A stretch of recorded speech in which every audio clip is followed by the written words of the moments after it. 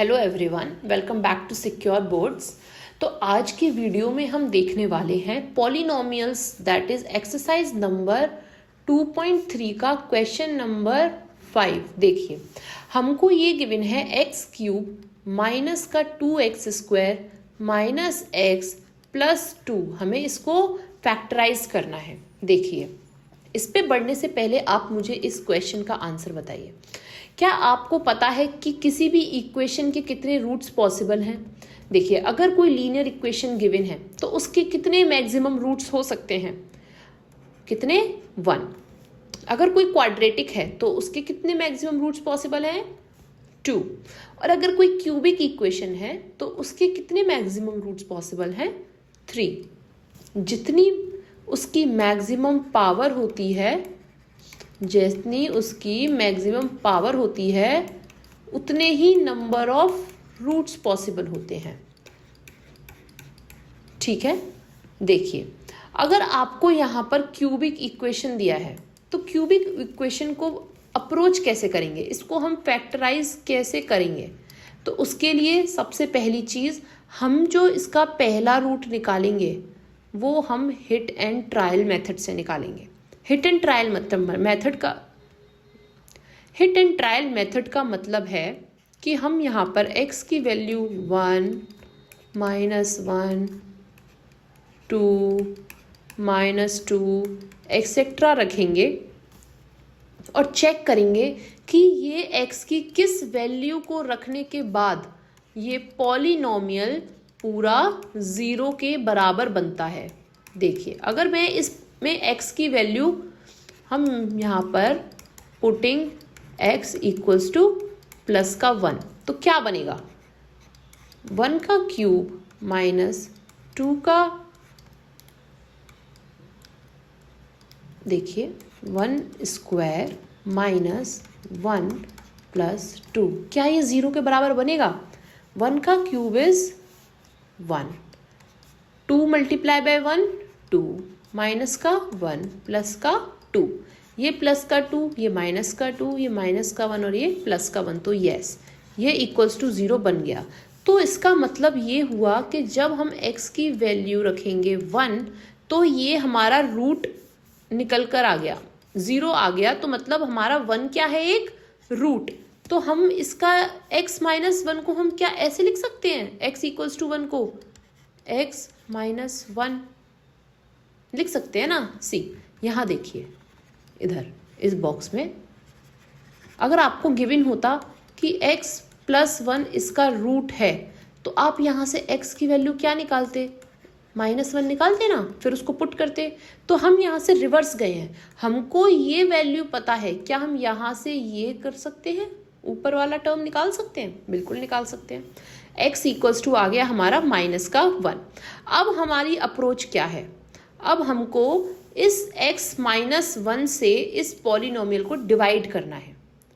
I hope समझ आया होगा। देखिए, हम डिवाइड करेंगे, सिंपल डिवाइड करेंगे अच्छे से। मैंने डिवाइड के अंदर रखा है अपना question, that is x cube minus का 2x स्क्वायर माइनस का x प्लस का 2, और मुझे इसे डिवाइड करना है x माइनस 1 से। तो हम इसको डिवाइड कर सकते हैं। देखिए, हम कैसे करेंगे इसको डिवाइड, हम आगे प्रोसीड करते हैं। चलिए,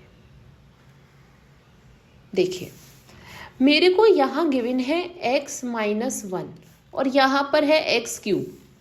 मतलब x माइनस 1 में मैं कितना मल्टीप्लाई करूँ कि मेरा एटलीस्ट ये x वाला टर्म x क्यूब हो जाए।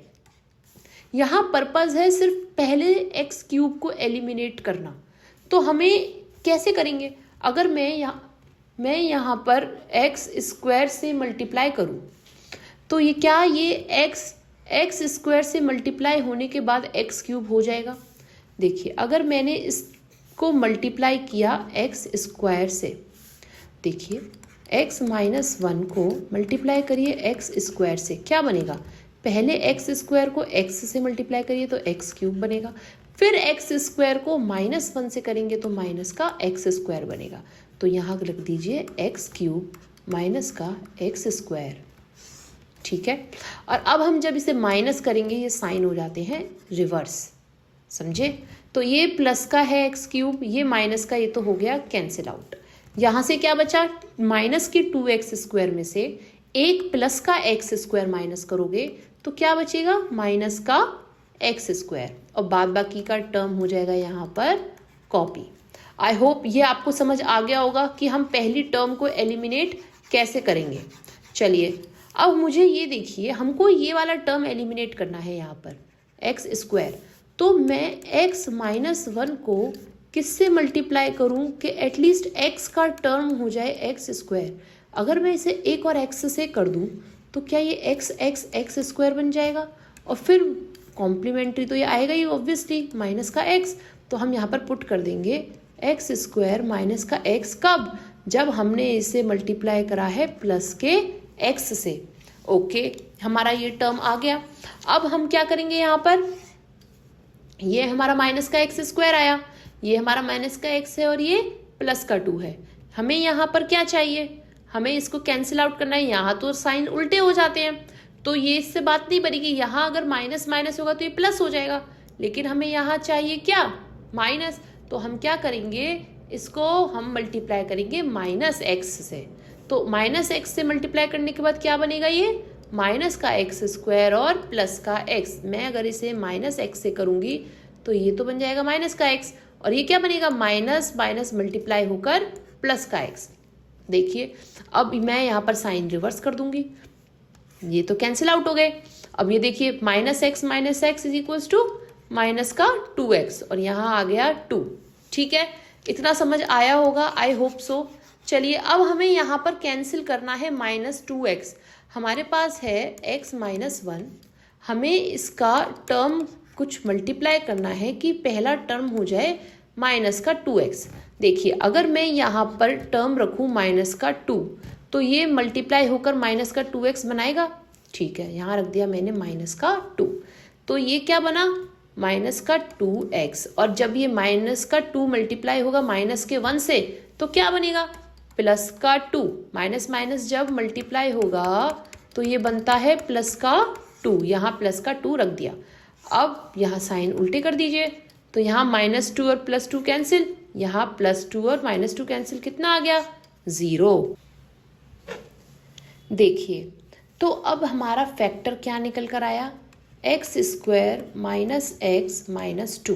ठीक है, एक तो हमने हिट एंड ट्रायल मेथड से निकाल लिया था x माइनस 1, तो क्या अब हम इसको सॉल्व कर सकते हैं। ये तो हमने बहुत अच्छी से सीखा है कि हमें बीच वाले टर्म को ऐसे तोड़ना होता है कि उसका अगर हम उसे ऐड करें तो इतना ही बने जितना बीच में है, और मल्टीप्लाई करें तो इसका और इसका मल्टीपल। मतलब अगर मैं p इंटू क्यू करूँ तो कितना आना चाहिए, minus 2 multiply by x square का कोफिशिएंट यहाँ पर कितना है, 1, तो वो आना चाहिए माइनस 2। ठीक है, तो यहाँ माइनस 2 है, यहाँ 1 है, तो उसको मल्टीप्लाई करें तो माइनस 2 ही आएगा। और अगर मैं इन दोनों को ऐड करूँ तो बनना चाहिए मेरा माइनस का x। तो ये कंडीशन फुलफिल हो रही है दोनों, तो हमने फैक्टर कर लिए। यहाँ से मैंने कॉमन ले लिया कितना, x, तो यहाँ कितना बचेगा, x माइनस 2, और यहाँ से अगर मैं कॉमन ले लूँ 1 तो यहाँ कितना बचेगा, x माइनस 2। तो यहाँ मैं बना सकती हूँ x प्लस 1 और x माइनस 2। तो हमने इसको फैक्टराइज कर लिया, और क्यूबिक इक्वेशन है तो उसके कितने फैक्टर्स हैं, 3। पहला हमने निकाला हिट एंड ट्रायल से, और दूसरे और तीसरे हमने निकाले डिवीजन मेथड से। आई होप ये आपको समझ आ गया होगा कैसे करना है।